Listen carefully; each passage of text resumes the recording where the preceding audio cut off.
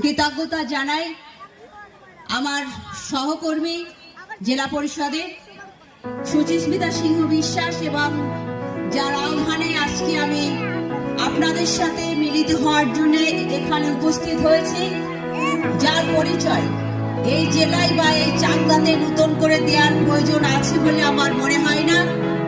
ভাই শুভঙ্কর যিশু, তার আহ্বানে আমি আজকে এখানে উপস্থিত হয়েছি।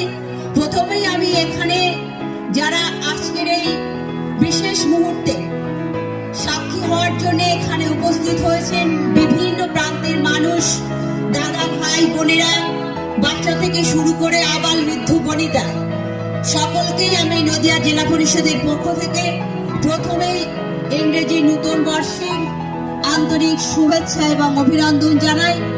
বয়োজ্যেষ্ঠ যারা আছেন তাদেরকে আমার সশ্রদ্ধ প্রণাম জানাই। আমরা জানি সকলেই যারা ত্রিস্তর পঞ্চায়েতের প্রতিনিধি আছেন বা সাধারণ মানুষরা আছেন, সকলেই কম বেশি কোনো না কোনো কাজে ব্যস্ত থাকেন। কিন্তু আজকে বলছিল যে ৬,০০০ মানুষ, আমি আস্তে আস্তে যেটা উপলব্ধি করলাম, আমার মনে হয় ৬,০০০ মানুষের থেকেও বেশি মানুষ এখানে আজকে উপস্থিত হয়েছে। আমি সকলের কাছে আজকে যারা এই ম্যানেজমেন্টে আছেন এবং যাদের আহ্বানে আমরা সকলে এখানে সমবেত হয়েছি, তাদের জন্য আমি সকলের কাছে একটা জোরে হাততালি চেয়ে নেব তাদেরকে অভিবাদন জানানোর জন্য।